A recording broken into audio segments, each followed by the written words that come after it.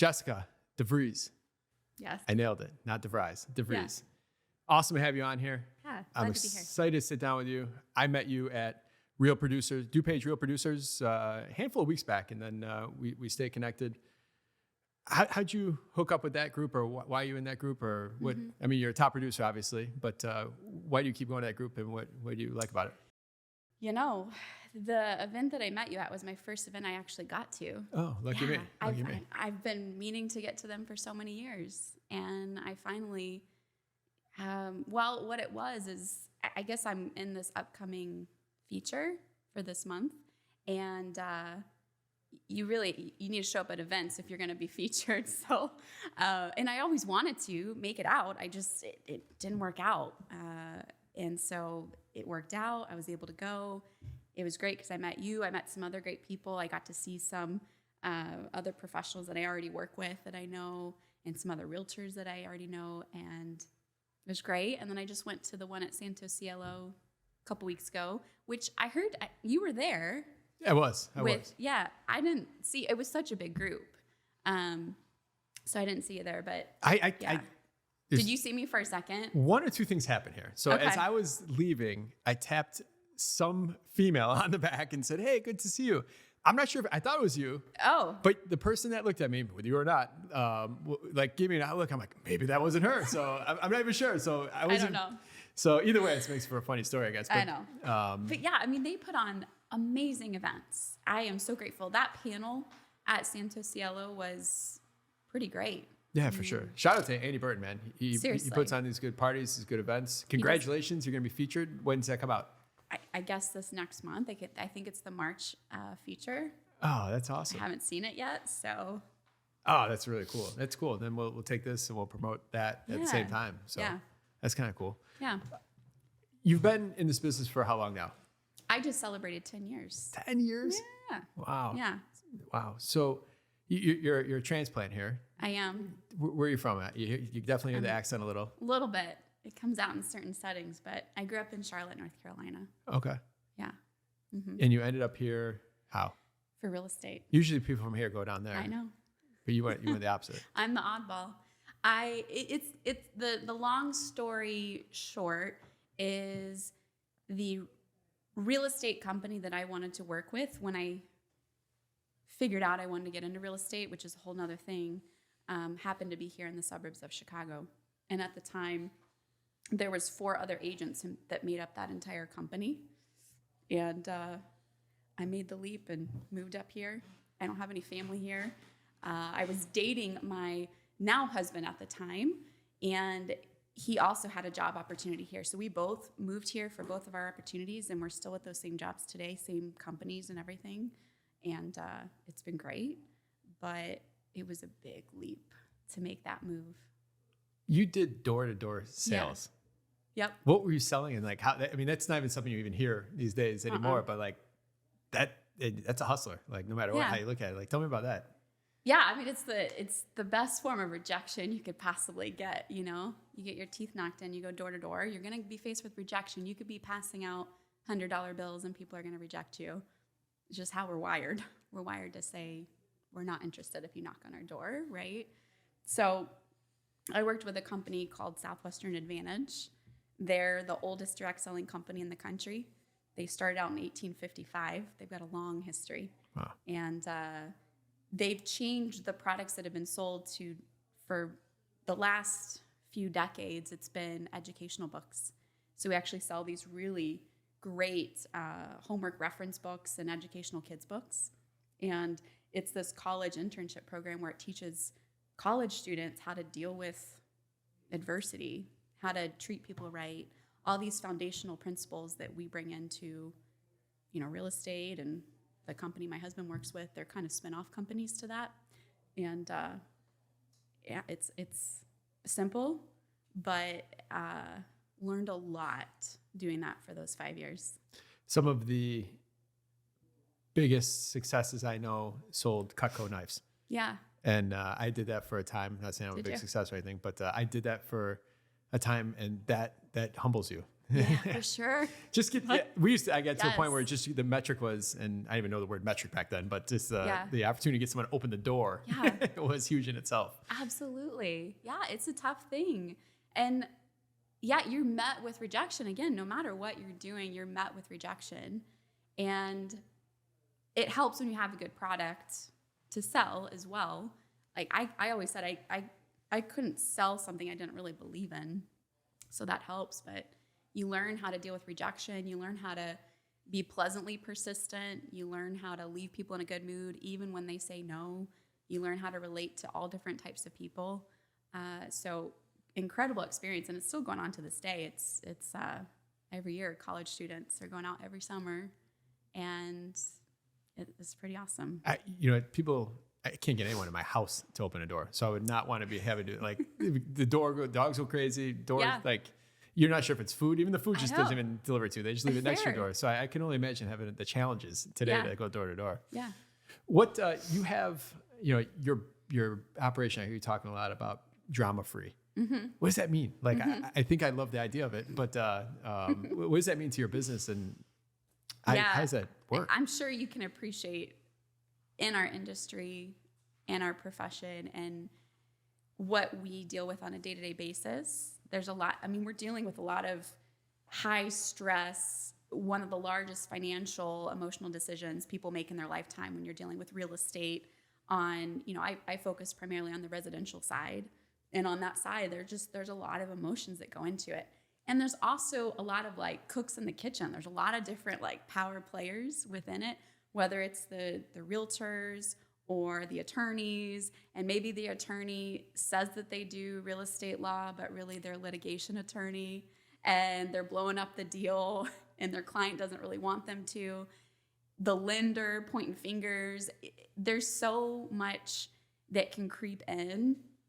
And my role as the realtor is to be the manager of all that drama, and it's to filter it.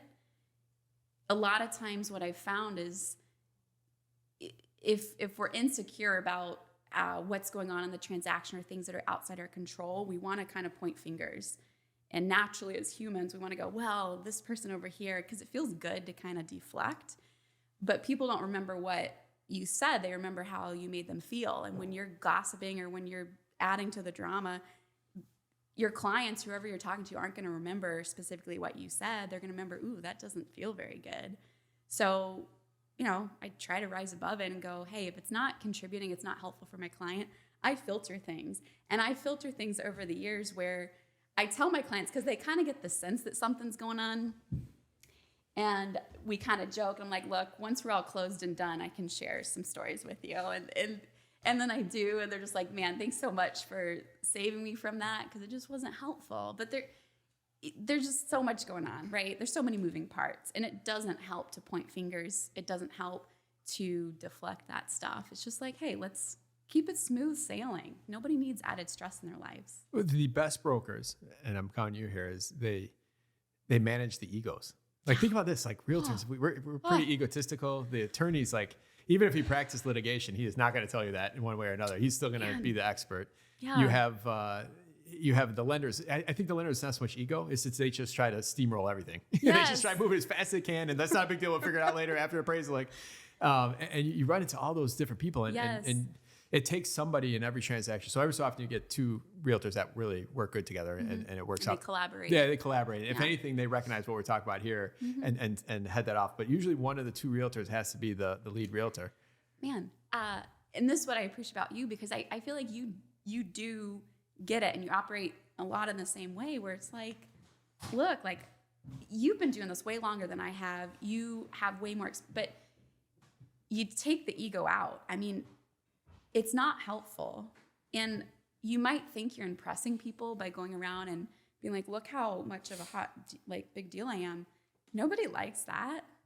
Maybe you'll sell a few more houses because of that, but nobody likes that.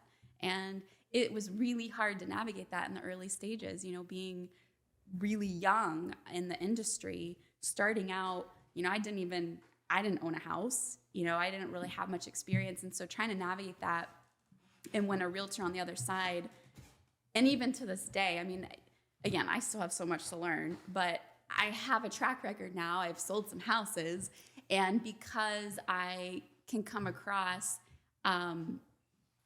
unassuming, it actually works to my advantage now. I've learned how to use it to my advantage, but people on the other side, a lot of times the other realtor thinks I'm just starting out brand new. And so they're like, I've been doing this for X number of years. And usually those are the biggest troublemakers because they're doing things wrong. Whatever comes next after that, it's usually... And so it's a fine balance, because when you're trying to bring a deal together for your client's best interest, trying to navigate those egos is a tricky thing.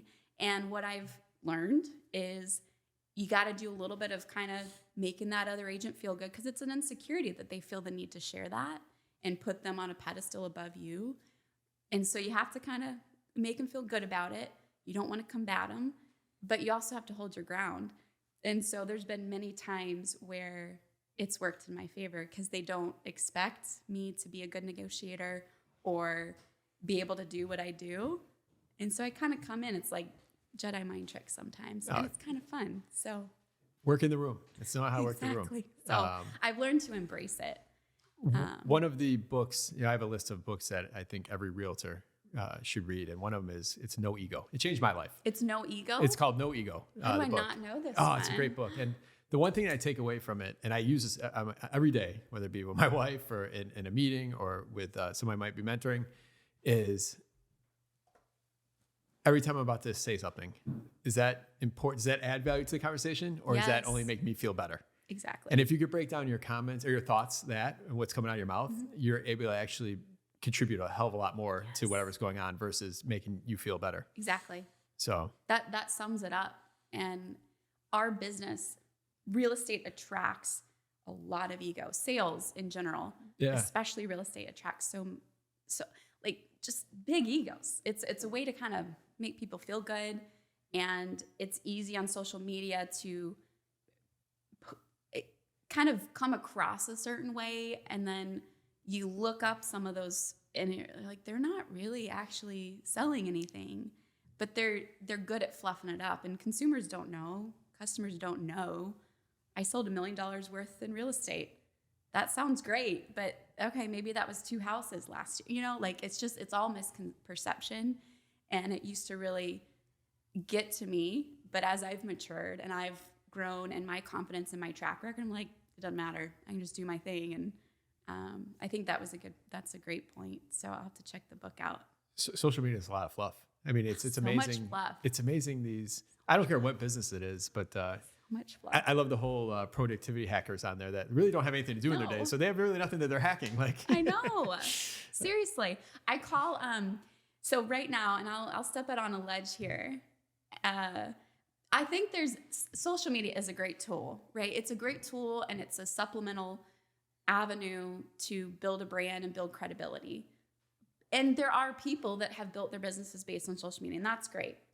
But the problem is so many new agents get in, they think, oh, this is what I have to do to be successful. And it's just not true.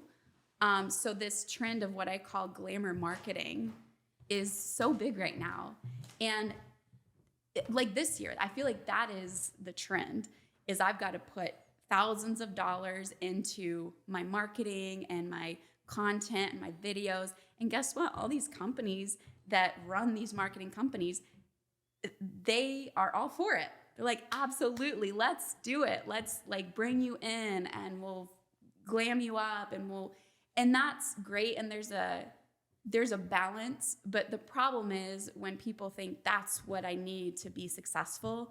The stats, I was looking at, National Association of Realtor put out the stats for percentage and likelihood of getting business from social media.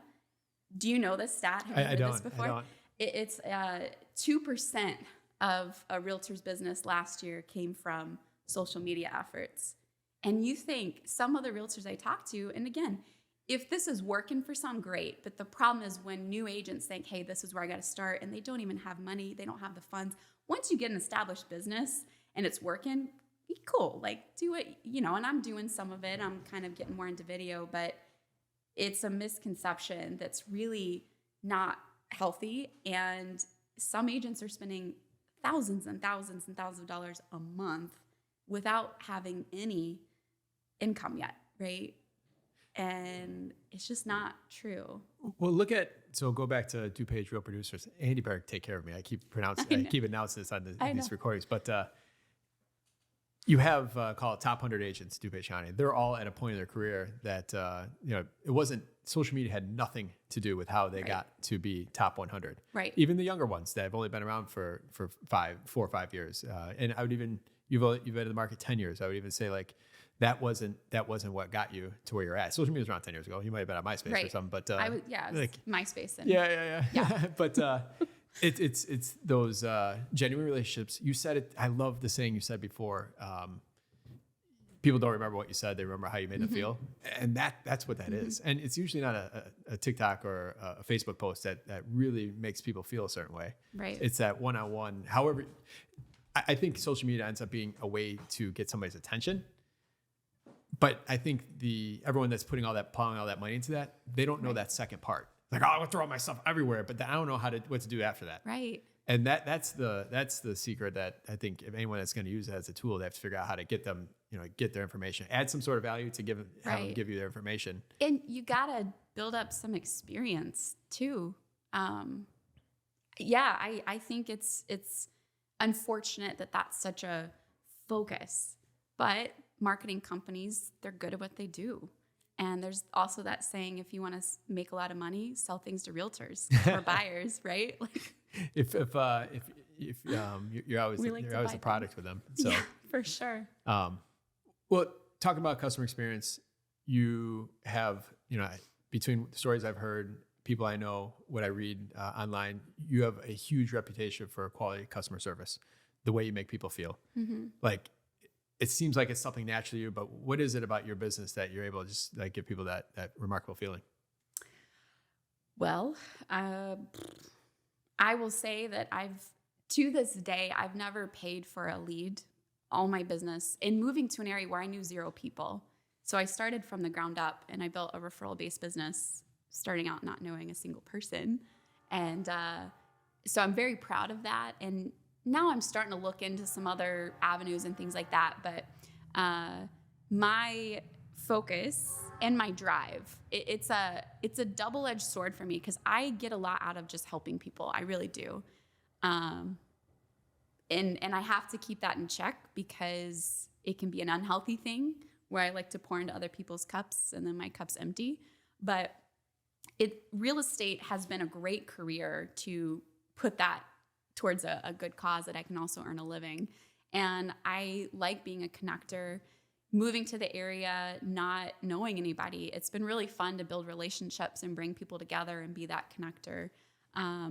So over the years, I host a lot of client events. One of my big ones that I do is I host a fall festival, and I have my photographer come, and she does family portraits for my clients that sign up, and it's totally free. And then they can use those for holiday cards, whatnot. I rent out this whole farm, and I have a food truck that comes in, and it's a really great community and fun way to give back and say thank you for keeping me in mind, and thank you for the referrals in the business and for that trust. So I do things like that, and I just try to show up, and I'm not always perfect at it. The last couple years, we have, we started our family, and it's been a totally different dynamic. And I'm now at a stage where I'm like reemerging into a new season of life, which I'm really excited about. Now having a baby who's almost not a baby anymore, and it's a whole different chapter. But yeah, I think showing up for people, showing that you care, just being a good human ultimately.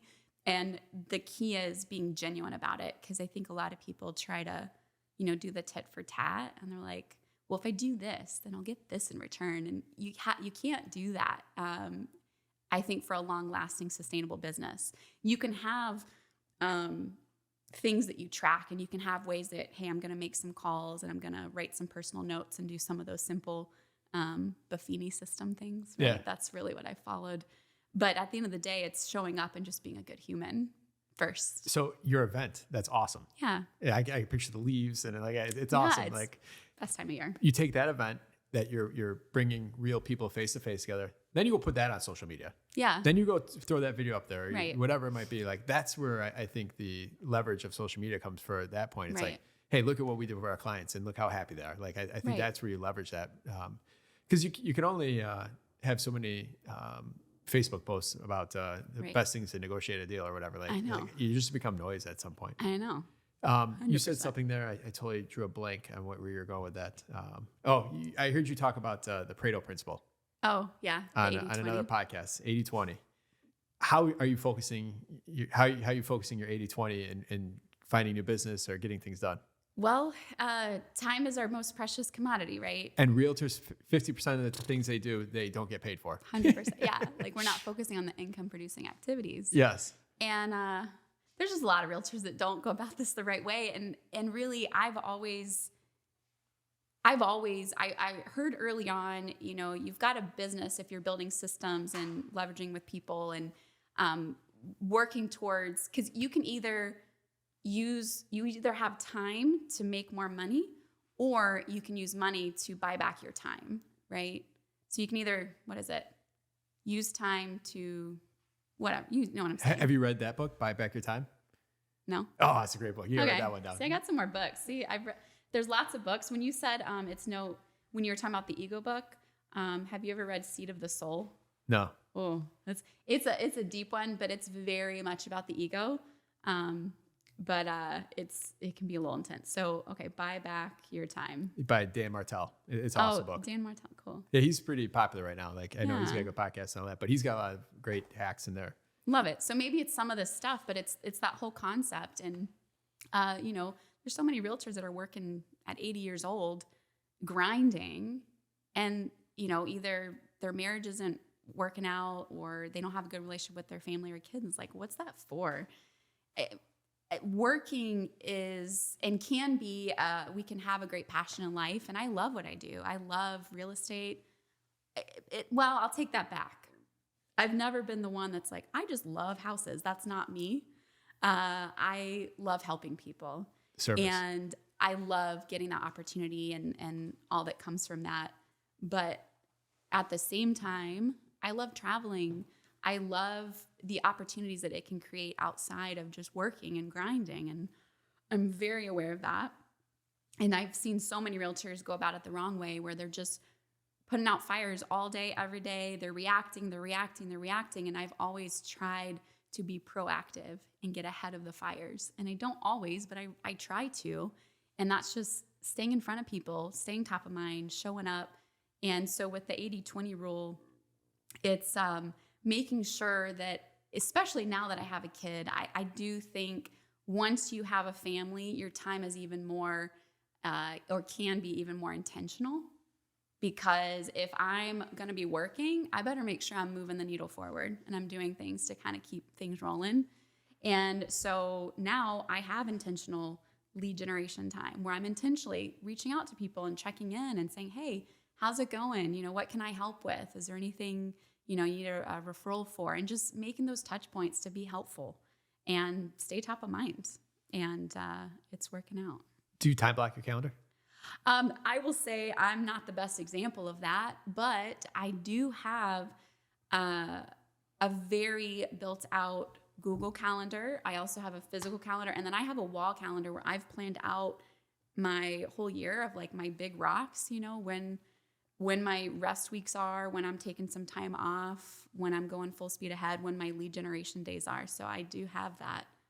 I got one of the 365-day calendars. I don't know if they were talking about the same thing, the 𝗬𝗖𝗍𝗄 calendar. Yeah. I got one of those this year. Yep. And I have not used it yet. Like, so No. I'm like almost like every day I see it, I'm just a little, I'm like one day more disappointed in myself. That I've done. And this is probably the year I got so much stuff planned too. So, one thing I heard is if you don't plan your year out, you're going to fit into somebody else's life and their calendar. And that resonated with me. I'm like, when we're planning closings, when we're planning things, I want it to fit into my schedule in life if possible, because I have it planned out versus going, well, I don't know, I think that's fine. And then we get to, I'm like, oh shoot, I'm actually out of town or something's going on. So that resonated with me, and I'm like, okay, I'm going to plan it out. It was painful because it takes time to kind of go through that, but it's really nice. Now I have it just there, and I can just. What's the saying? Fail to plan, plan to fail. Yeah. Plan to fail, fail to plan. Isn't that Winston Churchill or something? Yeah. I don't know. Yeah. Yeah, I think it is actually. Uh-huh. All right, so you're in this new. You have a family now. Is your husband working the business? So he doesn't. He also works 100% commission sales. Is he a broker? No. Oh, okay. He sells custom clothing with 𝗏𝗏𝗏𝗏. Have you heard of them before? No, I have not. No? I'm gonna have to look at it now. So like this, I guess it's called a bar coat. He said. But Okay. This is 𝗏𝗏𝗏𝗏𝗏. It's all custom clothing. I don't quote me for sure, but I think they're the largest custom clothier in the world. And they've also been around for a while. They're a spinoff of that Southwestern Advantage company as well. There's a whole family of companies. It's a whole nother story for another time, possibly. But yeah, so he's 100% commission. We're both 100% commission, which is not the norm. Usually you have one spouse that is working more of a set income. We're both 100%. We wouldn't have it any other way. We love it because we know we're going to show up. We're going to work hard. We're going to make things happen, and we get to, be in the driver's seat. So, yeah. What does the next 5 years look like? Talking about planning, I guess. Like you've achieved huge success. So let's just stop there and point that out. Like you've done amazing things. You're going to be featured next week. I don't know. You've done awesome things. So nice job. Thank you. But I know in a person like you, it doesn't stop there. It's not like, I'm cool. Like I know there's a new hunger in you. Like what does that look like? Yeah. A lot has changed. Navigating this last year, it's been very different for me. I've always been a very high achiever, goal-oriented kind of, that's just how I've been for a long time and the environment that I've been in. And last year was honestly a really tough year where I had a lot of different perspective changes becoming a mom and navigating that, and having a husband that we both work full time and we don't have any family here, and trying to navigate how do we make this happen. And last year didn't go according to plan, but that's life. And it's been really interesting. I'm really grateful for all of it, and I wouldn't have it any other way. But there's just things that I realize now that I didn't realize before. And I've become, and I am becoming, a more well-rounded person because of it. A lot of what I did before this, it was work. That's what my husband and we worked. We did travel. We did cross-country road trips, but we worked. That was our thing, and we loved it. Now that we've entered the stage of having a family, it's totally different in a really good way. And so the next few years, I've been working on cracking this team model, and I have a small team for the last few years. And, traditional team models in real estate are the commission splits are usually pretty lofty with the agent coming onto that team. And there's a big chunk that goes to the team leader. And the idea, from what I understand, is that maybe you get some leads and all that, but if your mom decides to buy a house, you still split that with the leader. And the model that I'm determined to kind of figure out, because I built my business referral based, so it's not like I have a lot of cold leads. Some I do have because people find me online or they find my reviews and they say, hey, it's kind of like a referral. So I'm working on cracking this team model where it's like, hey, people want accountability and they want that day-to-day interaction. So really the team model can operate like it's like a brokerage within the brokerage where, okay, the brokerage, our brokerage is great. I mean, it is very unique how we do things. I'm one of the few agents that's never changed brokerages, right? I think it's like 90% of realtors switch brokerages within the first year. Yeah. I've been with the same one and I'm not going anywhere. And there's a lot of reasons for that, but one thing that I'm working on figuring out is this team model where agents who want day-to-day accountability can come in for that, and we're going to be doing it together because I'm also working my business. And then they get hands-on support, this and that, and then the splits are a little bit better, and we create this better life balance. So I'm excited for that. That's what I've been working at. And, there's some things that are working, that aren't working, and it's a lot to navigate because not many realtors operate that way. It's a bit unique, but because of how I built my business, I do think there's a way to create that. So you get to fulfill your bucket of helping maybe junior people or people maybe become you at one point. Do you ever, I've heard a lot of people in your scenario measure if it was just me and like a showing agent and an admin, I can do far more because everyone else kind of gets in my way. Maybe they don't have the same buckets to fill as you, but like, right. So is the measure out of that more because you get to add value to people and that's something that's fulfilling? I think there's truth to that, right? Like I have a full-time admin and I have an agent who helps out with a lot of things. But it's fun to me when you can do life with other people who are also growing and, we can do it together. There's a lot of that with the synergy and it makes life better. So I think there's something there. And it's not going to be for everybody, but I do think I'll attract agents who want that day-to-day, because being a full-time real estate agent, even if you're in a brokerage, it can be pretty isolating. I mean, we're independent contractors, right? Like we don't have to show up, and it's not a normal 9-to-5 job, and it can be pretty isolating, and we can put ourselves on an island pretty easily. Yeah. But if we have this team model and we have this level of like, hey, here's the commitment. If you're on this team, here's how you got to show up to be a part of this, and it's going to help you, and it'll help me, and it'll be a mutually beneficial thing, and it'll make both of our lives better. I get a lot out of that, and I'm really excited for that. The other thing that I would share is this different perspective that I have now that I am juggling running a business and now being a mom. I mean, it is a different thing. And I've had lots of conversations recently where my perspective is it's so different. I will say, and I will admit that before going through all this last year, I always was surrounded, my inner circle was very male dominated. I grew up with two brothers, an older and a younger brother. When I went and I sold books door to door at Carolina, my group, I was the only girl in my group. It was all guys. So I've always been surrounded by men, and that was cool. But now that I've navigated this new chapter, I understand some things I didn't understand before. Like, for example, I never understood why we had women-only networking groups. I was always like, man, we're doing the same thing, like that we're being exclusionary. I never got it. And I get it now because there's some things that, it's just different. My husband, when he was sharing with his clients that he was going to become a dad, they would go, congratulations, you're about to have your best year ever. He's like, what? Yeah, 6 months after. Yeah. And guess what? He had his best year ever. And there's something that and I don't know what it's like to be a man, right? So I'm not going down that path, and it's not better, it's just different. It's different. I fully expected to get back to work a month after having Carson. Things did not go to plan. And luckily I knew enough to know I didn't know all the things. So I prepared my team to go, hey, look, I might get back a month in. It might take a few more months. I don't really know. And, things didn't go to plan, and I'll save the details there, but it didn't go to plan. And so when I add up the time off last year, I took off probably half the year.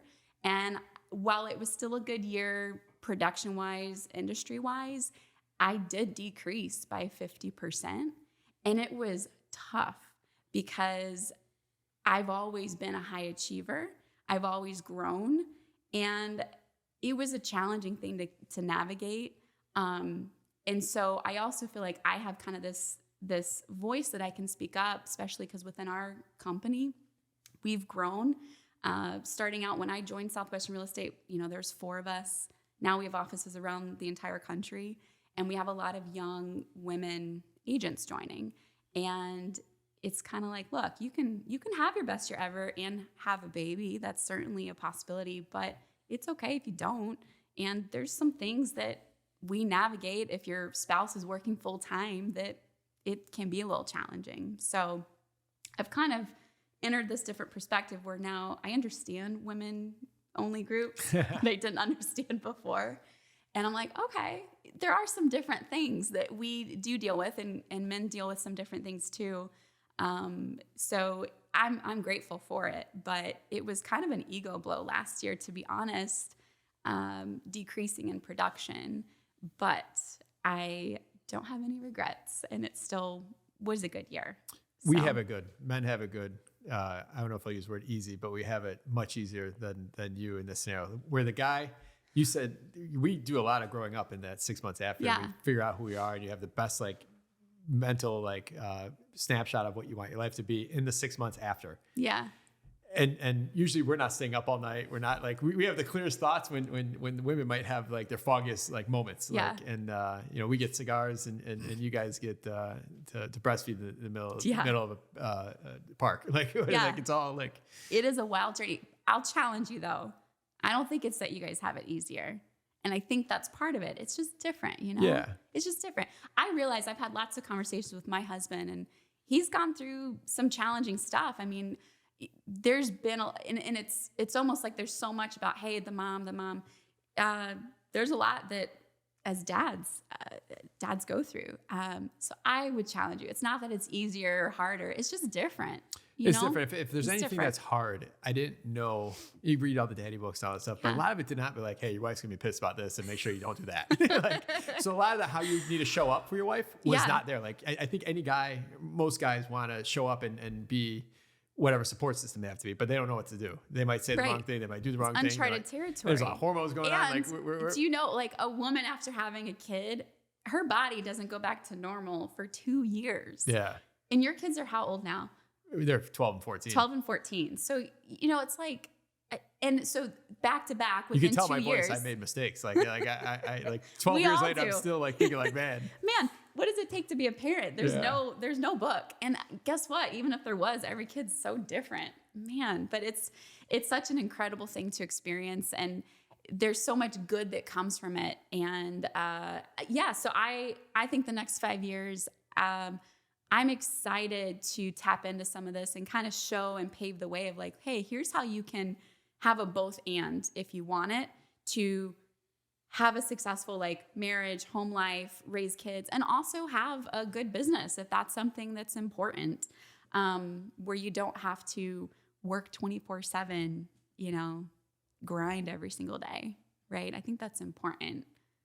I don't know. Sounds like a new podcast is coming out for new mothers in real estate. About that. Mothers in real estate. I don't know. I can hear it. So. I don't know. Somebody's probably already doing it. But I have a question for you. Sure. Can I ask you a question? I want to talk about investing a little bit. Okay. Yeah? Yeah. So something just to kind of switch topics a little bit, because I am really curious. Like, I feel like you'll probably have some good answers for this. And I got to imagine other people are curious about this too.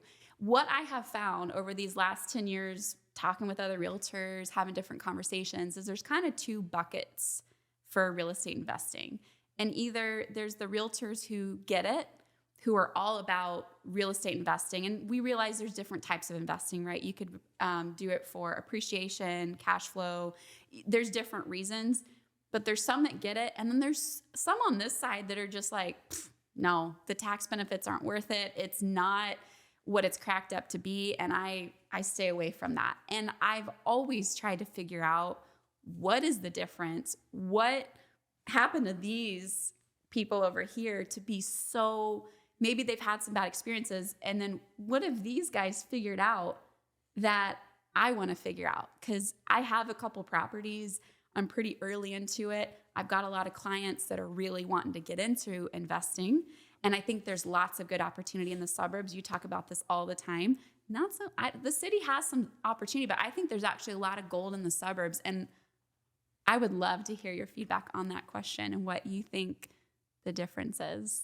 So I think I was 21 years old, and this is the advice I got from someone that was in the business like 30 years. He said, brokerage will make you rich.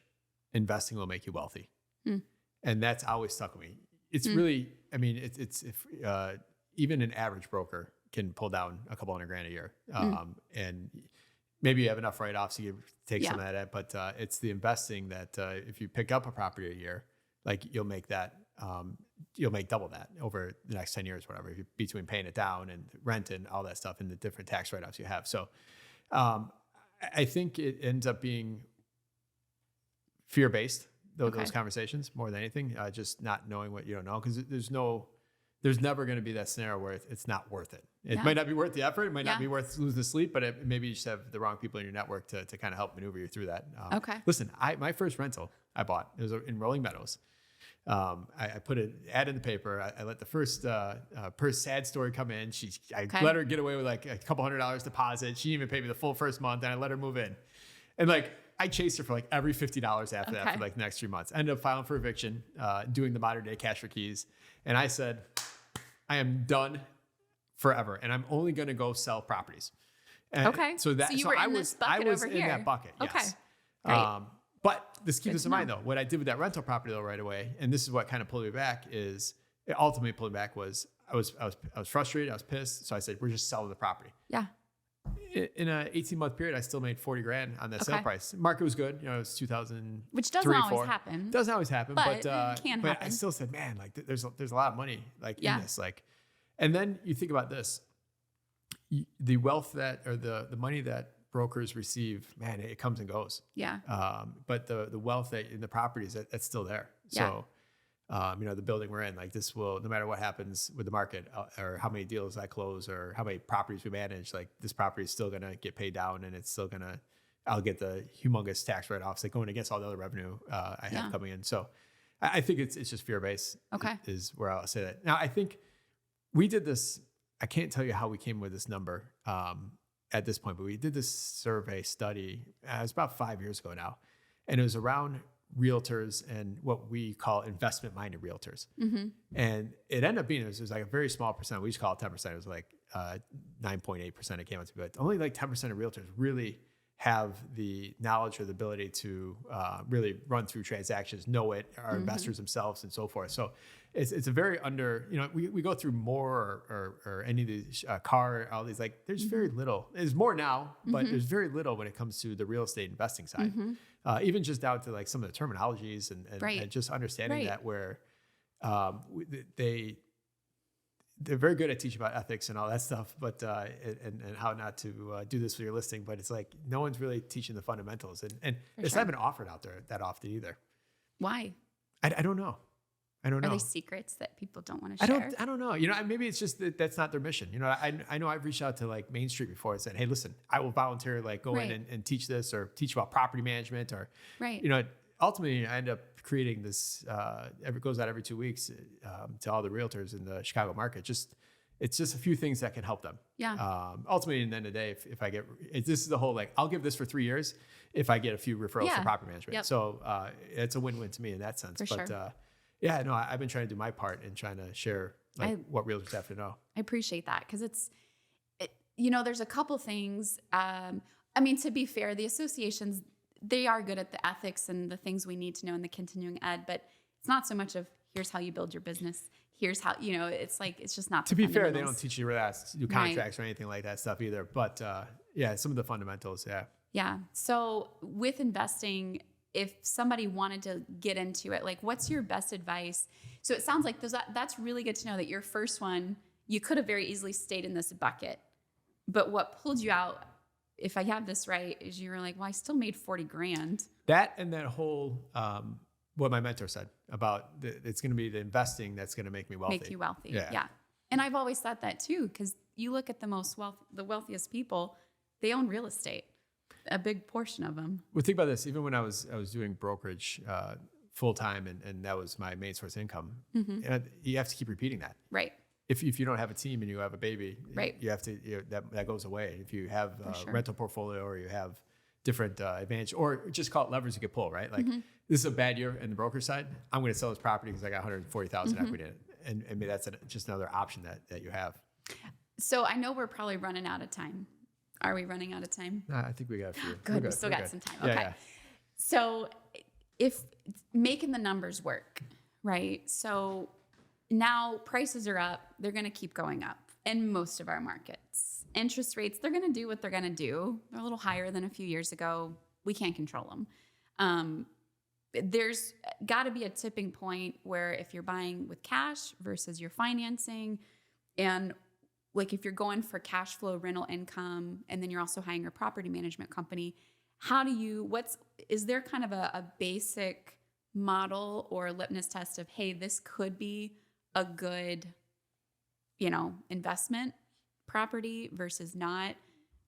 What would you say to that? Yeah, so if you're looking on the surface, right? So if you're just scrolling through Zillow or Redfin on a daily basis, then you look a lot of times at the 1% rule. Are you familiar with the 1% rule? A little bit. But so 1% rule is if the property costs $300,000, if I can rent it for $3,000 a month, then it could work out. It at least stands a chance. Take it to the next level, right? So keep going. Yeah. Now I'll tell you this, back when the market crashed, we were at the 2% rule. Started at 2% rule. Now it's the 1% rule. Now, like I've been underwriting stuff. It's kind of like the 0.75 rule. Okay. So the rule keeps moving. Okay. But it at least helps you. So one, you got to understand the rentals or what you get, or at least close to it. And if you're looking at a specific area, you can at least hone in on some of that information that you need to know in order to underwrite that. But I think I talked about this recently, but I just think that the housing stock and the ability to invest here, especially in the collar counties of Chicago, is potentially going to go away because the prices are going to just keep going up, and so are the rents at the same time. But if we're kind of in this market right now where if I buy a single family home and call it one of these Class A Dupage or King County neighborhoods, and you spend $300,000, but your rent might only be $2,600 right now or $2,500. But there's a couple things that are going to happen. That $300,000 price point is getting pulled up, and it's getting pulled up by a couple things. One, just inflation, which I still don't think we have all of the final fallout benefit. However, it depends what side of the coin you're on from all that COVID spending. But at the same time, that's triggering how much it costs to build new houses. I mean, even out in King County right now, I live in St. Charles, and they have stuff out by me. Man, single family homes are $650,000 with an unfinished basement, and you don't even have blinds. So the cost to build new is going to continue to drag up that starter home. So I almost feel in the suburbs here, a starter home in a few years is going to be $500,000, which means if you pick up that $300,000 home now, and you're close to break even before you get the benefits of your principal paid out, before you get the tax write-offs, which it's really hard to sell that because no one really ever sees it. So you own properties and you're going to go get your taxes done. You're like, I know it helped me, but you're not 100% sure where it helped you. Right. And that's a hard thing. I was trying to think of the other day how I could start demonstrating that more, because that's a huge Yeah, I would love, that's probably a whole nother conversation. But, again, that's where the two buckets are. Some people are just like, oh, there's not really many. And it's also doesn't have to do more if you're itemizing versus taking the standard deduction too. You have to be itemizing, right? For that to really help reduce the overall taxes you're paying. A lot of people do standard deduction, right? I guess but if you have a good, so I think whenever you buy your first property, like you have to go to a real CPA or real financial, like you got to get away. And if you got to, they're going to advise you. They'll tell you like, hey, man, they'll help you at least skirt the gray areas. The other thing I think to answer your question about the mentality of us realtors is we're very transactional, right? It's really easy to be excited and be happy to get the deal done. We like winning, right? Yeah. So you get that deal done, you get it closed, everyone's happy, you part ways, and you might get some free business out of it. Property is a long-term game, and you have to be a little more patient. You have this tenant that's going to be in there for 12 months. You got no problem getting the lease. That's what you're good at. But now you got to deal with this tenant for the next 12 months, and you have to understand how to process that. And now they're interrupting you, or you have to have systems. But that's where you come in. Yeah, we can help as a property manager. Yep, and it's so going back to that 1% rule. I'm gonna guess you would choose a single family over townhome condo most of the time because of the association dues. I mean, a lot of these townhome condos, they're just high, and it's hard to make that. Well, you lose control, I think, with the HOA. You lose control over, here's the thing. I don't know if you've ever been on an HOA board, but it's not a whole bunch of real estate experts. I don't love it. And the only reason I end up on them is because I can't let you guys go make this bad decision. So I'm going to be on there. I'm going to make sure. And it's like small town politics and power hungry. Power does weird things to people. Going back to the ego stuff. It's power's weird, and you get some characters on there. And I've been a member. We have a condo in North Naperville, and I've been on that one. And man, it's just, why? Why do we have to be so, why does it have to be so difficult? That's why we don't manage HOAs. We managed HOAs up to like 2015 and we got out of that business. You. Like that's, I don't blame I don't you. Talk about no drama. Like that was. Exactly. It's like, don't you guys have other stuff to do? I know. But a lot of them don't. And that's like maybe the power piece, but so you lose control. But at this point too, buying power. So if you're mortgaging it, that a lot of times, so take a $200,000 or $200 HOA fee. Yep. It includes a lot of the lawn, grass, common area insurance. Like a lot of those things aren't worked into your debt interest or your debt ratio so you're actually getting more buying power. Yeah. So you get usually about 40 for every $200 association fee. You get right now, if you're at a 6 or 7% interest rate, you're usually you get about another 30 to 40,000. Can you say that one more time? So if you're, I believe how I figured this out recently was if you're at 6.5%, and you have a $200 association, if you bought a single family home, you get about another 35 to 40,000 in buying power because like the lawn care, snow removal, some of that stuff. They're not working that into your loan that you're getting. Okay, that's interesting, and that's a good point. They're not working heat and if it's an association, stuff like that. Right. So that's a way just to get more for your money at that point too. And then God forbid they ban rentals or whatever. But if you're going to buy in a place, right. I always look for, if a place already got heavy rentals, that means you already have enough votes. Likely. Yeah. So we have a place in North Naperville. I'm not sure what you're talking about, but in 𝗫𝗃𝗄𝗃 Lakes, over off of McDowell and Raymond. Yep. And it's 50% rental. So like, I'm not worried about like, the chances are pretty low. So you'd have to sell, a bunch of investors have to sell to owner occupied people that would jump on board with saying, let's get rid of it. So, so that ends up, now I hear a lot of people like buy their first house as their primary residence. I think this is where a lot of realtors steer their clients wrong, or maybe they just don't know, right? Yeah. Where yes, this is only gonna be where I'm gonna live, and you can't rent it. But now you don't have any options. Now when you go to buy your house, you can't rent it out. Now you can't keep it as a rental, and now you're gonna have to sell it. And then now your market is that much further down. So you're saying you've seen a lot of realtors guide their clients to get a property that it doesn't matter if it can be like, it's kind of like, hey, maybe this can't be rented out. But it's their, I see. And usually those properties are cheaper because they can't be rented. And you took the whole segment of investors out of the buying pool, which means only owner occupied people. So it's going to be 30, 40 grand less. And it looks more attractive on paper, but now you're stuck. Totally. I always promote, because we did this. The first place we bought was that condo in North Naperville. I'm like, to get in as a primary residence with that rate, with what down, you don't have to put the same down payment if it's a primary residence. Yeah. And then you can just get the next place. I mean, it's a great way to get into investing. And we've had a long-term renter in there for the last, 4 or 5 years. And I think rents have gone up a lot in North Naperville too. Yes, they have. It's been great. So I think that's a smart way to get into real estate investing and kind of build it, is just, hold on to it, get your first place. I'll tell you one tip for people that are in HOAs that don't allow rentals. Now, everyone has the decks and bylaws, right? Everyone's familiar with that. They're pretty boilerplate across the state. And in the main boiler template for decks and bylaws in the state, there's usually a emergency clause that will allow you to rent it out for 1 year. It's in almost every one of them I've ever seen. Now, you have to go to the board. They have to permit it. You have to usually show them what it's even in there because no one ever knows about it. But 9 out of 10 have this clause in there for if it's an emergency hardship situation. It's like, I have to move because of my job, even though you create your hardship, whatever it might be. But this is something that when the market crashed is something that we figured out through an HOA attorney that helped us. But that's something a lot of people don't know. That's fascinating. So if you bought a place and you're like, man, I really don't want to let it go, but I have this change and rentals weren't allowed, they might actually be able to rent it. Yeah. Yeah. So usually you get a year grant, and then sometimes they'll even grant it for a second year. Because if you do have a HOA that is a little more, real estate savvy, I guess, they know that if you have to dump that property and you're a hardship, it's going to hurt everybody. Yeah. And that's usually the reason why it's put in there. It's like, if I have to fire sale it. Because you might have to sell it at like a loss, or it might hurt the value. Yeah, if you fire sale it, then it hurts everybody. Yeah, for sure. That's really interesting. Okay. So we'll see if any attorneys come back and counter me on that. I love that. I know, right? That would be great to know. So getting back to like making the numbers work. So really it's probably going to be case by case, right? Every property is going to be a little bit different.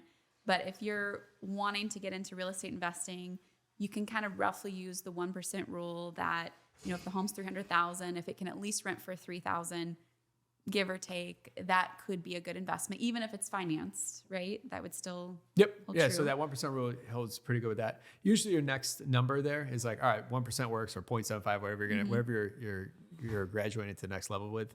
Then it comes to taxes. So usually then if the taxes are 3,500 or 6,200, that's usually the thing that will make and break those underwritings. And then for the property management fees, because that's something else you want to keep in mind. I feel like if you're starting small and you've got 1 or 2 properties, you can manage those. But as you're building your portfolio, it gets harder and harder to do that on your own. And your time is money, right? So you want to leverage and buy back your time. And that's where your company would come in and be able to help out with that piece. So what does that look like? And when does your company usually come in to start helping out?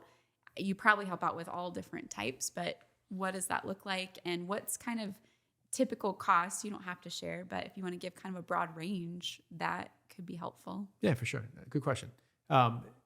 I always encourage everyone to self-manage first. Yeah. For a couple of reasons. One, it's just good information to know, because and you can appreciate what you're going to appreciate it. But then at the same time, if you do hire a bad property manager, not us, if a lot of people do make bad decisions, at least you know what's going wrong, or what to expect. You know that that's not what the tenant said, like whatever it might be. But so I always do encourage people that. But it does become, I think that's our biggest offering in what we do for property managers, get your time back. So on a unit that is not going to have a turnover, you're usually going to have 20 hours into it in a year. And if you're paying $100, $150, that's what you're getting back for your time. Now, if you're working at a project, maybe you're working far away and just traveling to the property takes a couple hours, like you get your money's back, you get your time worth, your time back. We get hired a lot of times by people that bought it when they're single. Now they have a family, and it's like, now I coach soccer on Saturday. That's usually when I used to go do the repairs. So they're getting their time back. The other part of that is, I forget where I was going with that, but so you get the value. But typically, management fees, call it out here in the suburbs, end up being between 6 and 8% of the rent, and that's what you could work in there. But what we encourage a lot is, you might have a client that's buying an investment property right now. They're going to self-manage it, and I got the tools to help people self-manage themselves. And we help them even, we work side by side with realtors a lot of times where it's like, hey, is this good? And I'll help make sure you sell the right thing to them. And they get the right product for now when they're living in Aurora, now they want to move to Charlotte. Now they're ready and they have a good property because they already know it. So I'll even make myself available like along the way if they have questions or whatever. And we have a whole bunch of like what you need to know to self-manage property. Great tools. So what's in it? So you're playing the long game. You're like, look, eventually, whether they refer me or down the road they end up using me, you're like, so I look at it this way. Around. So I follow 𝗬𝘃𝗲𝗵𝘁, who has giving everything away for free, and that gives them an experience of what it's like to work with you. But I've always had the mindset of like, I'm going to give you so much that if you do hire someone, you'll feel guilty not hiring me. But I always tell people like, listen, 3 things are going to happen: either you're going to hire me, you're going to refer me, or I'll take a Google review in the meantime. And if I get all 3, like that's the best thing. That's a great day. I love that, and I wish that was more the norm. I think that's refreshing in your line of work and my line of work, where it's an education first approach. And that's how I've like run my business too, is like, it's not about how much am I going to make it's education first, helping people first. It always comes back around. You don't have to worry about it if you do it right. It does. Well, you know what? Between 08 and 18, we bought hundreds of properties, and I always say I made $1,000 mistakes. So like if I could save someone else $1 million in their journey or collectively, like that's huge. And that's ultimately where the podcast came from, was like, all right, how can we help people on a larger scale be able to not make the same mistakes that we make or people we bring on an interview? Yeah, that's incredible. So it's awesome. But it sounds like we align a lot on values. Yeah, so I think that's kind of cool. I think so. And again, that goes way further in the long run.